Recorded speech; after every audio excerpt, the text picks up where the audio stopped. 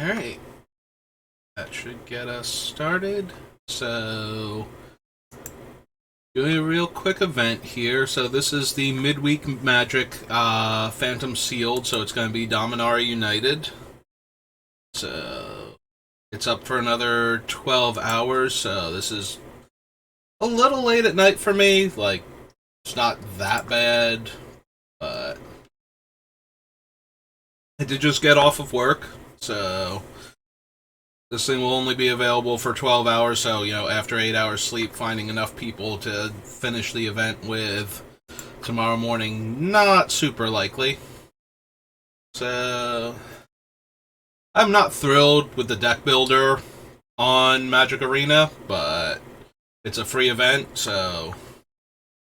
Alright, so... Here, let me see my lands real quick. Oh, no, that's not what I wanted. Darn it. I wanted to see the lands real quick, but it's grouping them in, the gold section, so we have, white-blue land, white-red land, white-green land, green-blue land. Is that it? We only got 4 non-basics to work with. Got a meteorite. What else do we have for mana fixing? Let's see what our green looks like. We have one of those guys, the Death Touch Mana Dork. We do have a Floriferous Vine Wall. That gets creatures, right? It was the old green card that searched for things. We have Slimefoot Survey. Don't really like the card in draft, but we have more time in sealed, and it's more important that we get to our colors so we can cast our cool things, so... Alright. So... We're looking at our rares before when I first opened it. The one that really caught my eye is this one over here, the Elder Dragon War.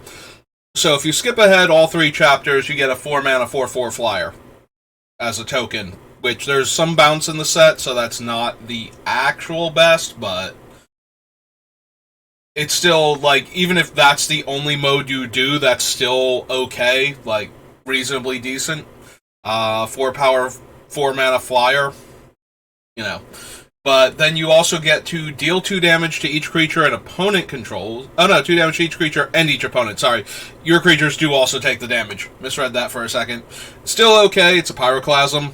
And you can also use it mid-game to discard excess lands and draw cards. Or if you really need to discard your really expensive spells on, turn 4 in order to find lands so that you don't miss your land drops on turns 5 and 6. So you can cast whatever you held on to. So, that one I would really like to play, if at all possible. We did get Urtai. We do have Nemeta. See, this is where I would really like to have some more lands. Right now, our easiest splashes look to be white. We can run white and basically anything else. And we have a couple green ones that help us with blue mana and white mana, yeah. Alright, so we don't really have any good fixing for, Nemeta, but we might still wind up running him. Yeah. Alright, so we're gonna grab... Oops, nope. I tried to click on Meteorite, but it backed up on me. Oh, we have 2 Meteorites. Huh. Not 100% sure we're gonna run both of them, but we're probably running one of them.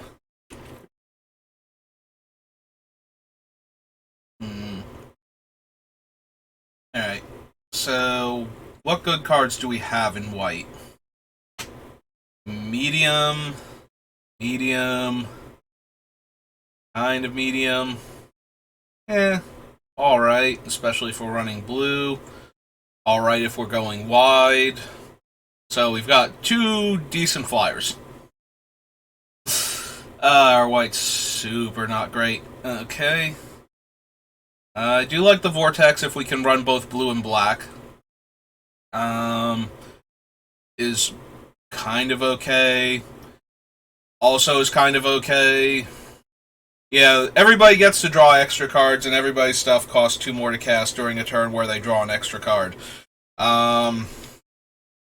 So your opponent also gets this, so that's not the best. But depending on how your deck is built and how fast you can deploy these threats, or if you have superior cards to the opponent, both of you drawing extra cards is going to reward you more in the long run. But a lot of times, if you just jam this in your deck without a plan for it, just because you want to draw the extra cards, it's going to hurt you at least as often as it helps you. So you gotta make sure you have a deck that actually lets you get more value out of this. No, I would not like to craft more of it. Thank you, Magic Arena.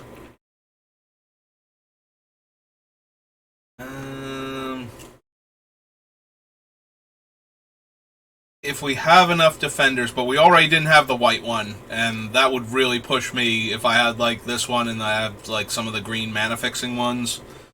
Or maybe a Blight Pile. Do we have a Blight Pile just out of curiosity? Doesn't look like it. So yeah, so the mill wall by itself, not particularly appealing, except as an early blocker that may randomly win us a game. Mana Dork, for instance, sorceries and kick spells. 2/3 flyers, okay. This thing's okay, not amazing. This one's really strong. Of course, it has double blue, so it's not really splashable. This one rewards us if we have a go wide strategy, killing all of our, like, little creatures and turning them into 2/2s, versus an opponent that's playing, like, one big haymaker that's now a 2/2 also. Is where this card is going to be at its strongest. If you're not doing that, if you have, like, the medium-sized creatures, then you don't want this Wrath. Like, it's not doing anything for you. Have some okay aggro black cards. May sacrifice a creature. If you do, each opponent discards a card. Return target creature from your graveyard to your hand. Target opponent may sacrifice a non-land, non-token permanent. If they don't, they lose 2 life and you draw a card.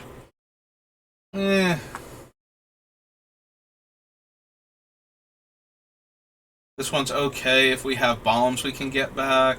Then we have Phyrexian Rager, which is always good in limited. Like, anytime you have a creature that lets you draw a card, it has to be a really, really bad creature with a high casting cost before drawing a card is not attached to a body is not worth it. Alright, what does our red look like? Because our red has, like, one of our best bombs in it. We have a Furious Blow. Fortunately, it doesn't look like we have any Lightning Strikes, so that's kind of weak. We have 2 Pickers. Menace, and 2 of these guys. That's not bad. Okay, our red definitely has some of our better playables. Oh, we have 2 Infusions. Alright. So, Infusion is an instant, right? Like, if I take these, I'm getting the benefit for this guy? Okay. Branchwalker is so medium. If we need another playable, like, he's not the worst thing as a 23rd card, but if we run green, we do get the Islet, so we might be able to bounce with Amplifier. And it can also get buffed by things like the Infusion, so... Oops. Alright, Picker. Flowstone Kavu, yes. Coalition Warbrute, yes. Elder Dragon War, absolutely. 5 mana, 5/4. Yeah. It's sealed. Oh, we have 2 Fire Nados. Not the best, but again, it's sealed. Removal goes way up in value in sealed, even if it's not good removal. Outrider, yes. Alright. So, if we go into green, we get this very efficient beatdown creature. We get a 3 mana 3/3. We get 2 3 mana 3/3s. 1/1 Death Touch, yes. I mean, yeah, kind of. Search your library for up to 4 creatures with different powers and reveal them. Opponent chooses 2 of those cards. Shuffle the chosen cards into your library and put the rest in your hand. Super medium effect, I feel like. We're not going to have as much control as I would like over what we can get and what we can force our opponent to give us. I have to see what our other power, like, what our total powers are on creatures. Because just because we can get all these different creatures doesn't necessarily mean that they're going to be worth tutoring for.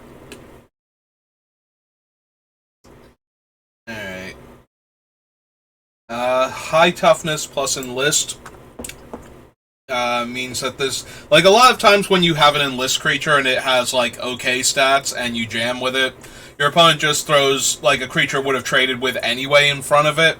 So you know, if they have a 2/2 and you attack with a 2 toughness enlist creature, it doesn't matter how much power you put on the front of it, it's still going to get blocked by the 2/2. At least with this guy, they're trading like their 5/5 for your 2/5, and then you still have like your 3 or 4 power creature afterwards.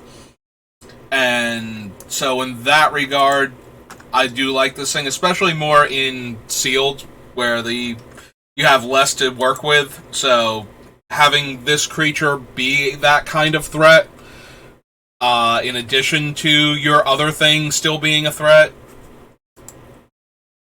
So yeah, I think I'm okay with grabbing those. Right now we're up to 43 cards, but I'm going to keep putting cards in, and then we're going to figure out what we're going to take out.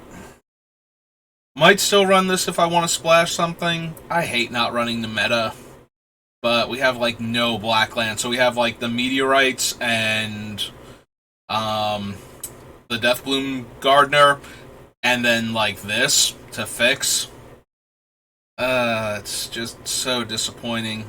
Like, at least with the other green cards that we have down here, like we have a green red. Oh no, we don't have a green red. We have a green white and a green blue, so it's a lot easier. I don't want to craft her. I want to look at her, and I accidentally like right clicked on her. So we have like Czar.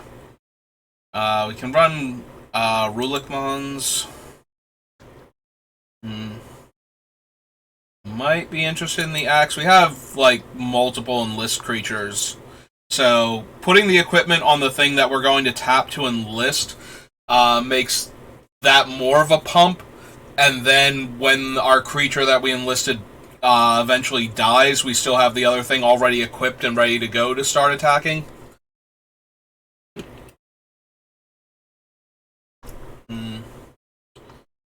Alright. Also might want the heirloom. We don't have very many legendary creatures, right? Right now we just have Rulik. Like, he is literally our only legendary creature. So he's the only thing that would get the trample and haste from this, but still might be worth considering at least. We don't have any defenders. So we do have a red-white and a green-white land, which makes, including Czar, a lot more palatable.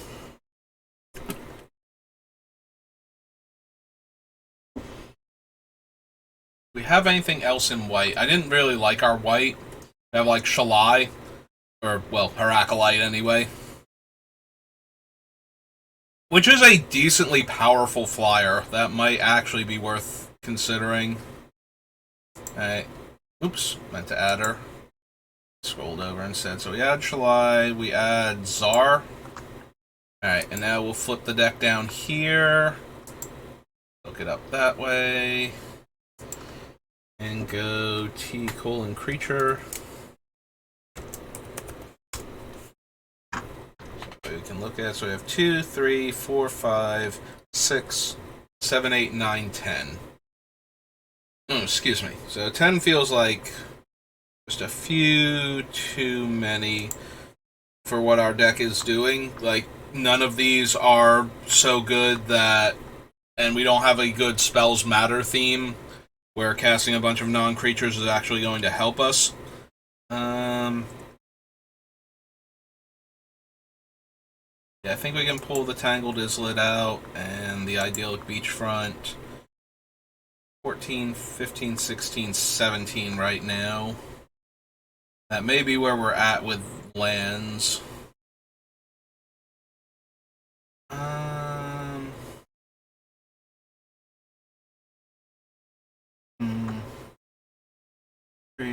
Amplifier. Oh, that's true. We do have the amplifier, so I probably want to pull back in the green-blue duel just for that. Just in case I randomly need to kick this creature. We didn't have any black duels, so the only way we're going to be able to kick him is with Meteorite and the Deathbloom, but it's a 3-mana 3/3, so...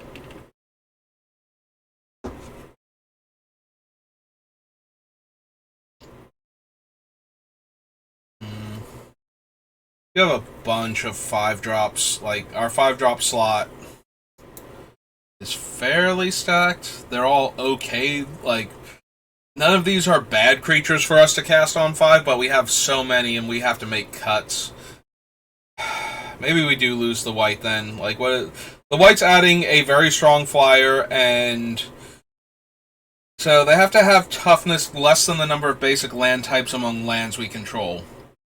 Now, most of our guys do have around, like, 2 toughness, so we have a whole bunch of base 2 toughness creatures that we could pump up.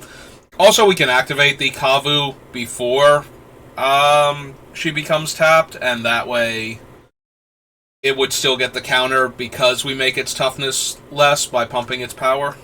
So we have that to work with. But yeah, there's not as many that are on 2 as I thought, and we would need all 3 of our lands, which we should have if we're casting her. Like, it's very unlikely that we're going to have no red mana sources by the time we have 5 mana. So she's only going to be pumping the 2 toughness guys, so assuming he has no counters on it, that's 1. This one's way more likely, so 1, 2, 3... 4 because she only gets +1/+1 until end of turn, so 4, 5, 6, 7 possibly, and that's it. Everything else is too big. We would never be able to pump it. Even if we put in the blue land for the kicker, like, statistically speaking, we're almost never going to pump our 3 power or 3 toughness creatures anyway.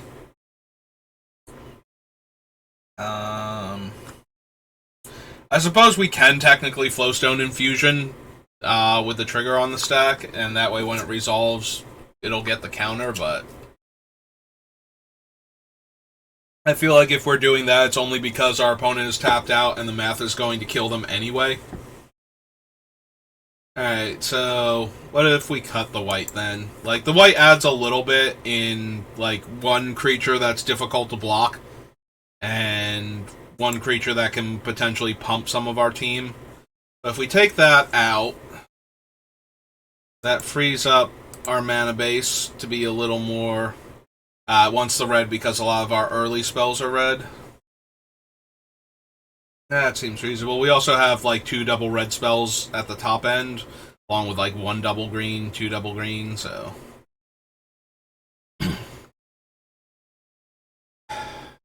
alright, so we have 6 more cuts to make. Alright, if we're cutting the splash cards, that does reduce Meteorite's effectiveness. It still kills a 2 toughness creature, or, like, shocks our opponent, but I don't think that's absolutely necessary. If it were fixing our colors, too, for more stuff than just the kicker on this guy, then maybe. And I guess the kicker on these. Yeah, so that brings us down to only having the Deathbloom Gardener to ever kick this thing with. So they're basically going to be Nessian Coursers, which is still fine. Like, Nessian Courser is perfectly legitimate stats in Limited, especially Sealed.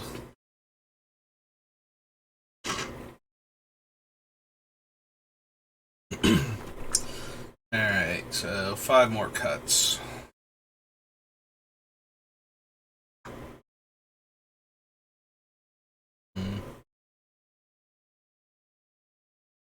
We have 1, 2, 3, 4, 5 instants for the infantry and sorceries.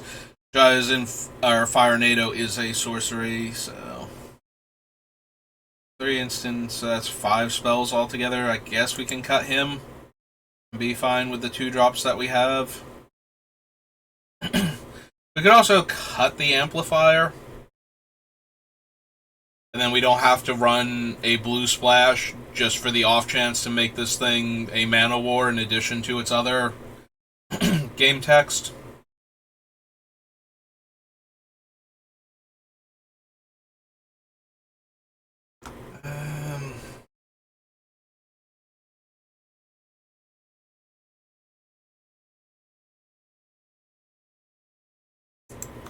Yeah, okay, I don't think we need the weird prowess creature if we're not going to run the blue. And I don't think I want to run the blue here. I think I want to focus on the large, difficult to block creatures, like big enlist tramplers, high toughness enlist creatures. Even this guy is a 5/4, certainly playable at that point.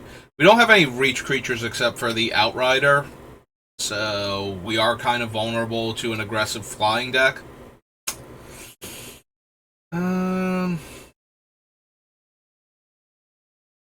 Yeah, the best we can do is like infusion these smaller flyers, like the Pegasus and whatnot, and hope we don't have to deal with the 2/3 as much. Alright, so what are going to be our last 3 cuts? I suppose he has the worst stats out of all of our 3-drops.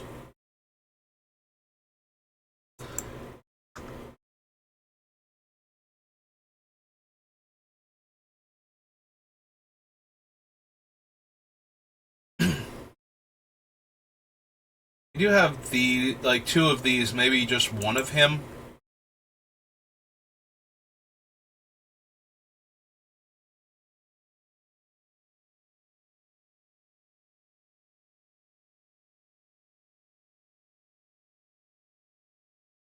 I don't really want to cut, like, any of these. I want, like, the bigger creatures, so that way once we get to that point in the game, we just keep throwing haymakers for the rest of the game. It does kind of give us a lot of, like, early fat. Like, if we get too many of these in our hand, not give us early fat, but if we draw these too early, they're going to clog up our hand pretty terribly. I guess I should cut one more of them, but they're all good in different situations. Like, this is going to be 2 damage to the opponent when it comes down, and it can block flyers.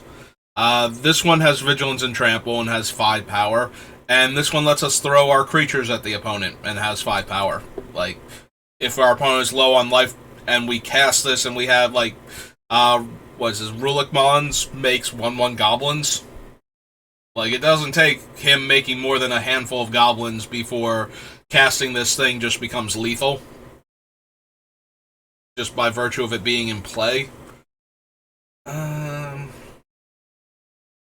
then, what am I cutting? The Heirloom? Maybe?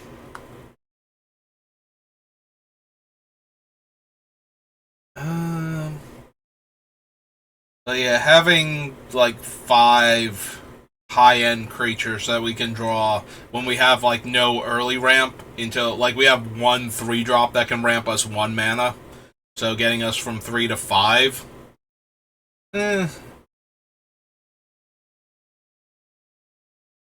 We had, like, 1 more early play that I could reasonably stick in here, but since we don't need the fixing, I don't think we need the O2 wall.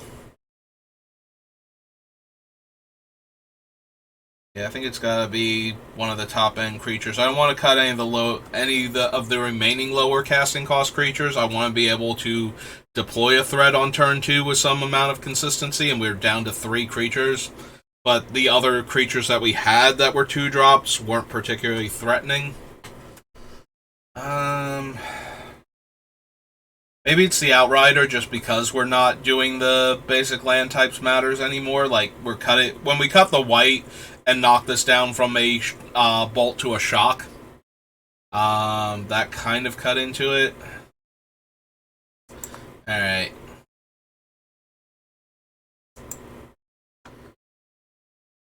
So we get rid of this, and we look at what we have up here in our colors that I didn't consider.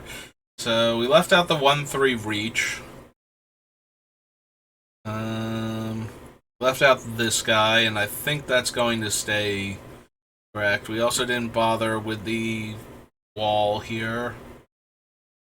And the rest of them we had in the deck and then cut them. And we're not doing domain anymore, so this one's not really a consideration. And I really don't think I like threats detected too much. Like, what can we reasonably get? 7, one of our 5s. Do we have any 4s? No. So we're probably getting, like, a 3. And maybe this is, like, our best 2. Or this one is our 1, if we haven't drawn it yet.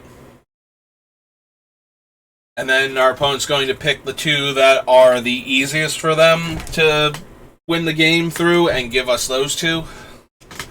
I mean, it's still a 2-for-1 for 3 mana, and they're guaranteed to be spells. Provided we haven't somehow drawn all of our creatures of certain powers. You know, if we draw the 7-power dude. Excuse me, and then we've got, like, all of these ones are 5s, and there's no 4-power creature at all that we can go grab. Because we cut the Malaras. Or Marias. Sorry. What's Malaras? Malara the one that won't let you put counters on things from Scars of Mirrodin block? I think she is. Anyway. So yeah, I think probably the worst thing that I'm missing since I cut the Reach creature is probably the Spider. Alright. Well, we'll give it a shot. Try and win ourselves some cosmetics. And get some wins on the day. So yeah, this is the midweek Magic event, so... Space Hamster. Note that it's not a miniature giant Space Hamster, so they can't be Boo. Alright. We have 2-drop, 3-drop, and enough lands, and now we have a removal spell for their early creature if we need it.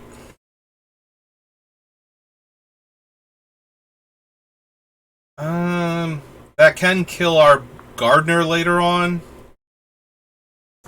Yeah, okay. I think I'm okay being mana efficient and killing that thing while we don't have anything in play for them to murder.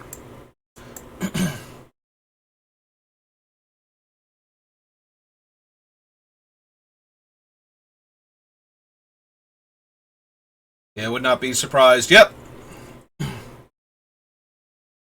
Well, our creature ate a much better removal spell than theirs did. We don't have any of the 5-drops in our hand, so I think I'm going to run out the more offensive threat as opposed to the 1/1 Death Touch. If we had drawn one of our 5s, I would run out the Gardener first. But since we might be turning this sideways to deal damage, I'd rather have the 3/3 this turn. And our opponent has a 3/3. Alright. Well, that's fine.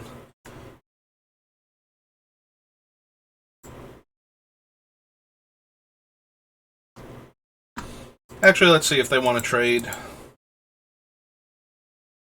Alright.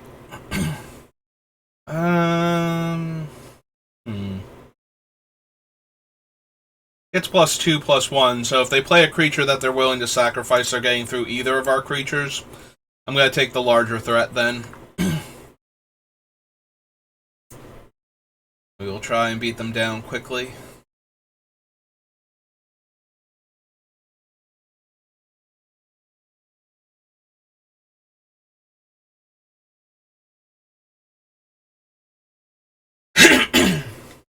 Nothing. Well, that's not suspicious at all. Let's see. What are the things we're worried about here? There's the deal damage equal... No, they don't have enough mana for the white creature with the red kicker cost. It could be the Indestructible and Death Touch trick. In that case, I would rather trade the Badger for that, so let's see if that's what it is. Because our 3/4 will still hold off the horse on the counterattack. Ah. They were hoping I was going to enlist my 3/3 there to make my thing a large trampler. Alright, we'll run out the 2/5 now.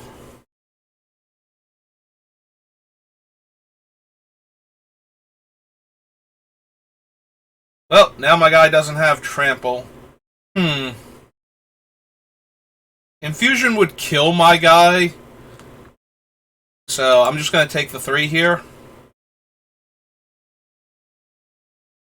Ah, that's true. They could also just eat one of the... I'm sitting here trying to figure out what the combat trick is. The combat trick is the thing that I said before, where they can just, pump their guy and kill my things.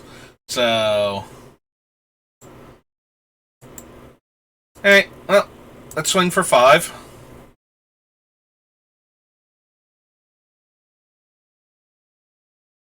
Alright, they have chosen to absorb some of the damage. 3, 4, 5. He's 6, so we could potentially have this 7/7 Trampler online next turn. Or we can just use it to kill the horse. Oh, that's going to make me want to hold back creatures now. Okay, so they're not going to attack with the horse this turn. Yep, we'll take the 2. Yeah, that makes me kind of want to hold back with the 2/5. Alright, so let's see if the... Oh, that's true. They'll just trade the 1/1 for the... like, they'll pump the horse and make the horse a 4 toughness creature. So yeah, no attacks. We'll just slam the 7/7.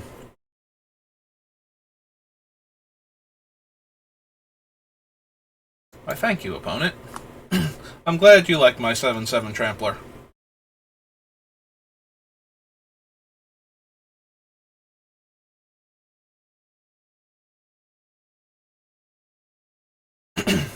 Alright.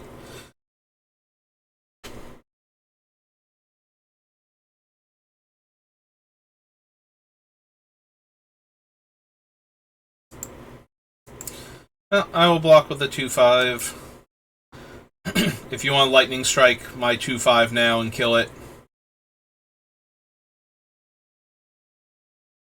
Alright, so 4, 5, 6, 7. This is 2 to equip. So 3, 4, 5. Yeah, they would still need to put, like, basically all of their things on this guy. So...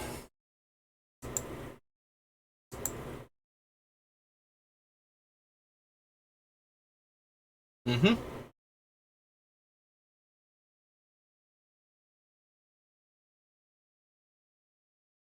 4, 5.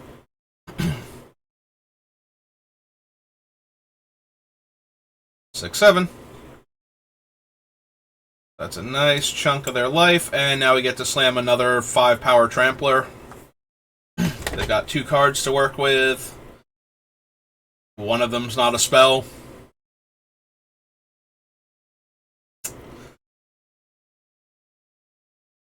Good game, opponent. You tried.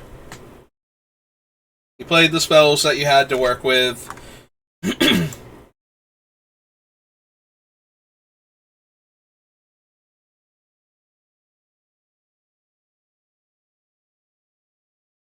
Yeah, if they were going to sack the things, I think they just block there. Keep the 1/3 guy. Because the horse is only getting 1 toughness for every 2 power that you're adding to it that way, so... Alright, let's see what my cosmetic is for the card style. Oh, I get a card. I thought it was card styles. No, these are just rare cards. Okay. Light Paw's not great, but right, it's the last thing that is the cosmetic. I could have sworn that all of these were cosmetics. I almost never do the midweek magic because it's usually constructed. And it's usually I have to build a deck for it. I will definitely do the ones where they build the deck for me and I get to do something fun if I'm paying attention and realize that's what it is that week. So we have the Axe, we have 3 mana, so we get to cast the Badger. And then we're only 1 mana off of the 2/5. And we've drawn our land. Alright, so let's lay out the Axe now. That we have it later.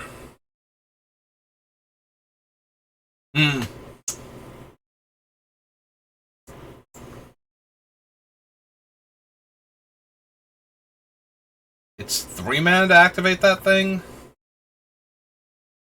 They'll also be able to enlist it for the Barbarian. Okay. Alright. Well, let's play a 3/3. But yeah, they'll be able to kill my Badger and dome me for 4 if they enlist the Blight Pile here, which they're going to do. But it's not getting much better, and once it has 4 power every turn, it can kill, like, all but the 2/5 here. Also, the 2/5 can't kill it, so it gets to keep attacking me every turn. Alright, I think I'm going to lead with the 2-5, since I'm going to need to start blocking the 2-1s off of this guy anyway. And it's less likely they can punch through the 2-5 than it is the 3-4. Like, they're going to cast it, they're going to attack with it, because there's no reason not to. Well, cast it. They're going to... The ability triggers, they're going to attack me with it every turn. And now they have a big old 5-5. I think I'm going to lead with this one, actually, because I'd rather have the Elfheim Worm, like, later on after I trade with their 5-5. And I would rather lose... Yeah, I would rather lose this thing than the Worm. Scryed to the top, so that's terrible for us. Yeah, we're going to go to 11, and we're going to block that thing.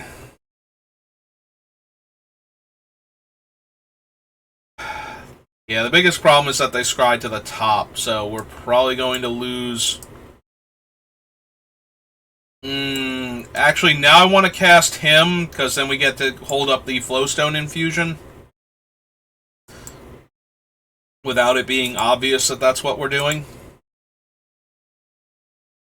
Although that doesn't really work on the worm, or the... yeah. It's not a worm, it's... what are these things called? Hellions. Thank you. Alright, they have a 3-4 Trampler.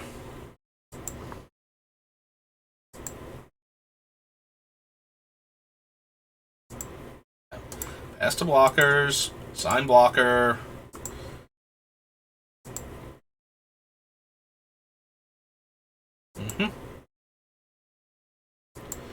Back to my turn.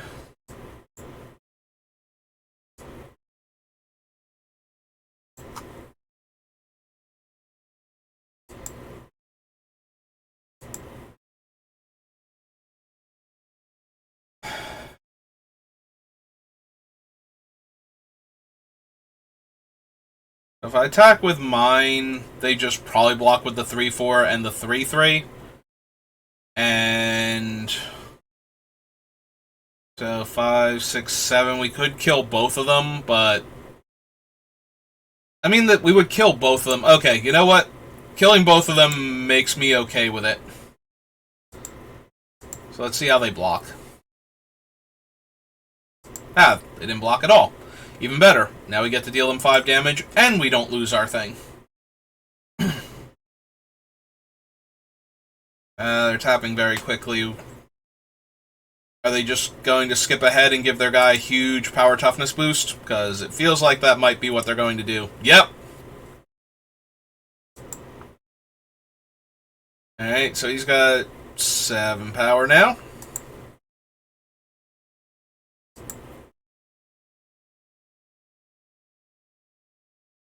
Oh, they're gonna make him a 9-8?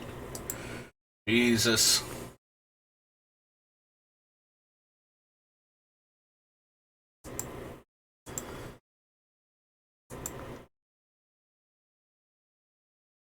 Do I just soak 4 damage here?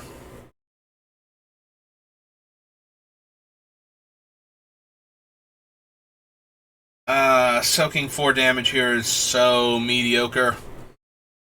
We take 9, we go to 2, and then the Blight Pile activation kills us in 2 turns regardless. Yeah, I don't think we have the luxury of not blocking here.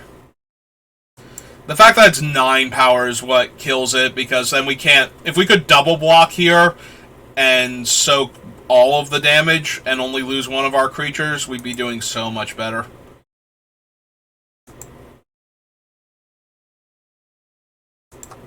And we didn't draw anything, so yeah, we're just gonna get eaten alive by the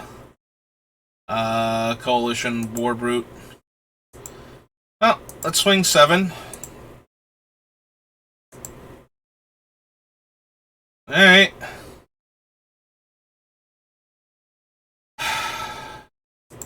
Unfortunately, there's no way to not block the 3-4 this turn if they do the same trick. Like, if they actually buff him up with the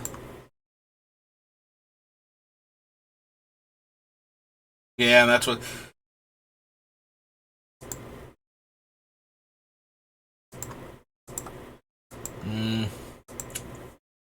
And we take one, go to 4. So we need another one. We need like the Moss Beard or whatever his name is, the 7/7. Gains us life and puts us back in a position to deal lethal damage next turn. Yep.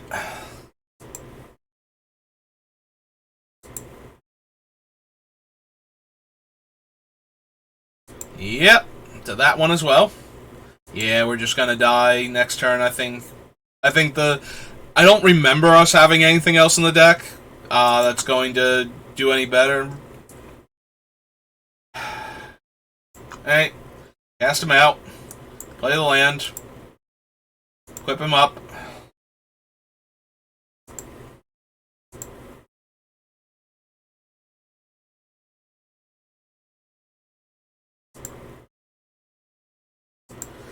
Alright, so if they have stone nothing... we still have to block that idiot, though.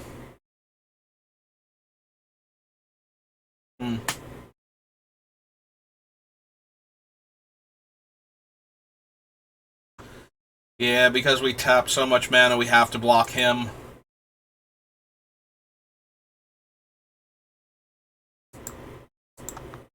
So we have to block there, and then we have to kill the Rager and take 1 down to 3.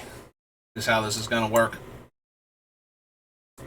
Because we couldn't kill the Enlist Turtle because of its hexproof, or not hexproof, Ward 2. Yep.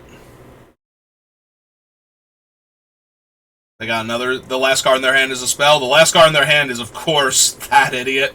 Okay. Yeah, we need the Moss Beard right now, or we just die. And we just died. Alright, good game, opponent. You got us.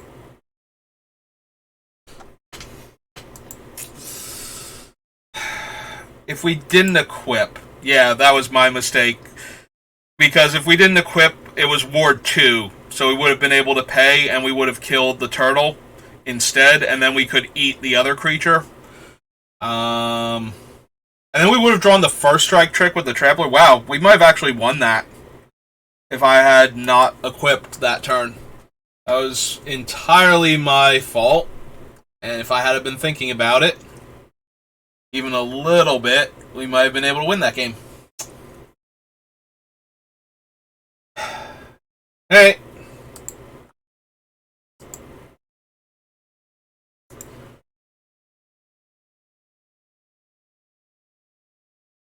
Okay, they didn't play any cool 2-drop, so we're just going to run out this goblin real quick.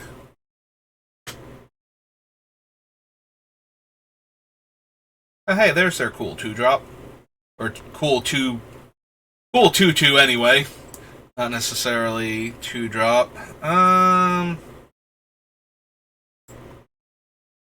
Yeah, we got 5 land in our hand, so I'm disinclined to loot.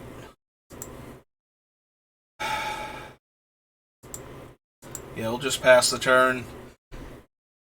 They might attack with the 2/2 and attempt to enlist the 1/1. I think we're going to kill the 2/2 at that point. On the other hand, there's a few, like... We can always do that later. But the problem is, we're going to, play a 3/3 next turn?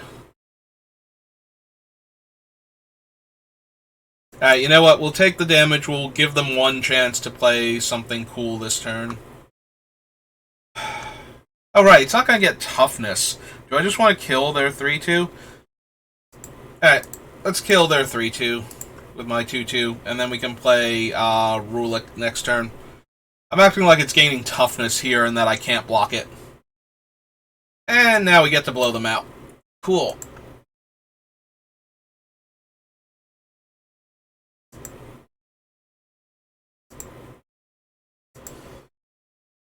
Alright, we need double green in order to cast him. Let's bash for 2 first. And play our 4-mana 3/3.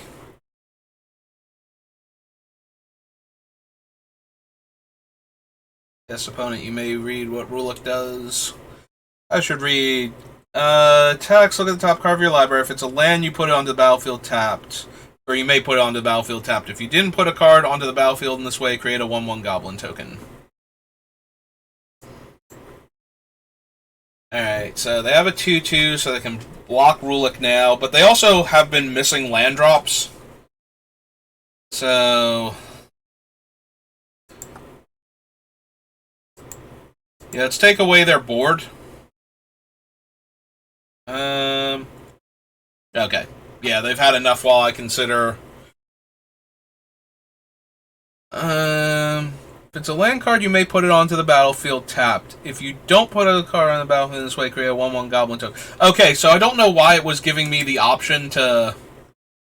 like, it let me look at the card, but aside from letting me know what it is and keeping it face up on top of my deck so I can see it, I don't think there's any real value to having me click to acknowledge that I saw the card.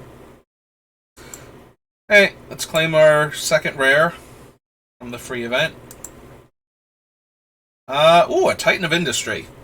Considering I don't have 4 of those, I think that's a good one to have gotten. Alright. Well, one more game to try and win a cosmetic. I'll keep going until I either get the 3rd win, or it takes so long that I'm just like, you know what, this thing is like an hour and a half long. Well, we have one of our best rares, and we're going first, so I think we're going to keep this. We don't really have a play until turn 3, so... our opponent did mulligan, they are on the draw. Okay, they're keeping their hand.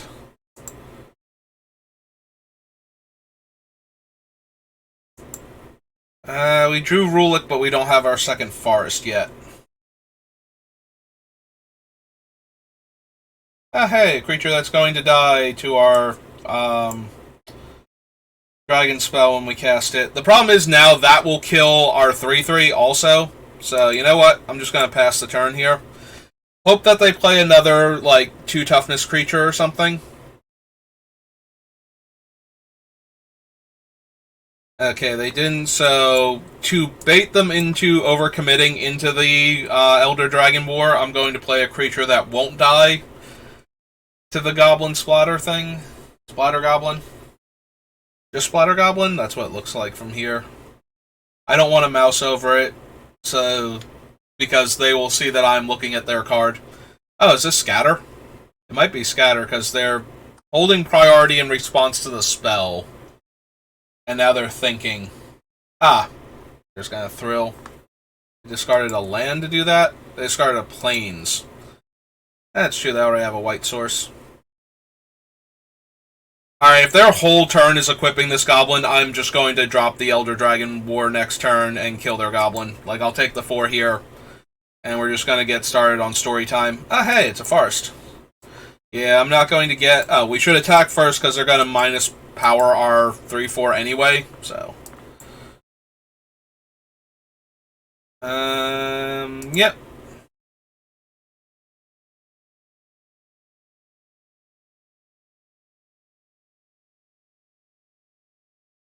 Yeah, I might have held that too long at this point. On the bright side, we get to discard this mountain and draw a card next turn. Possibly discard another card if we want to. And then just start deploying creatures. 2, 3, 4, 5, 6, 7. We don't discard the mountain, though.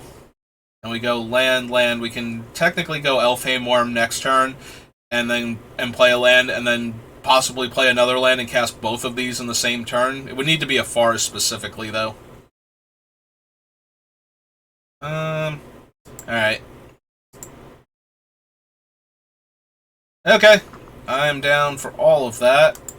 First things first, let's attack them for 3 here, because they're probably not going to block. Oh, okay.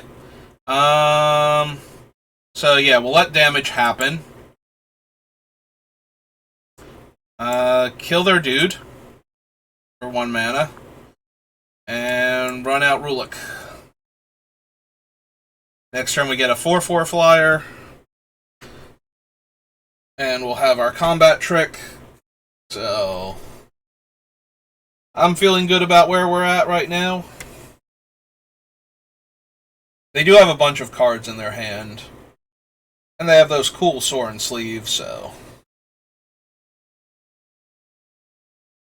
I don't know that that's going to be enough to overcome our stupid rare. It did only kill one of their creatures, and I took a bunch of damage trying to be cute with it.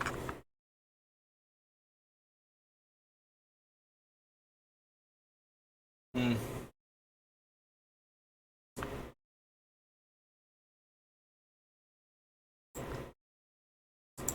Yeah, let's kick him.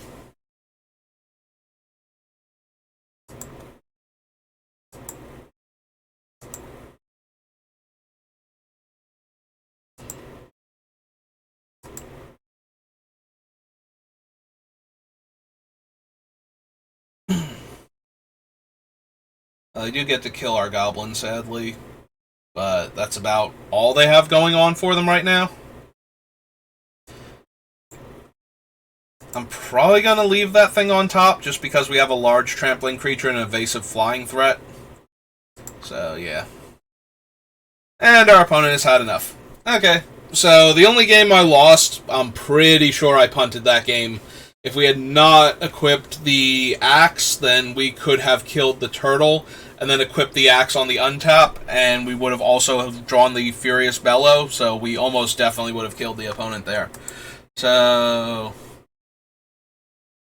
we got to learn a little bit, and we got all of the stuff. So I hope you enjoyed this quick little Dominaria sealed pool. It is a phantom event, so you don't get to keep the cards, but... Alright, well, let's wait. Okay, there we go. I was going to say, we'll see what I get, but if it was going to take forever, since the server is a bit laggy right now. We got a Caves of Koilos fancy art. Alright, well, that's going to do it for me. Thanks for watching, and I'll see you next time. Have a good rest of your night.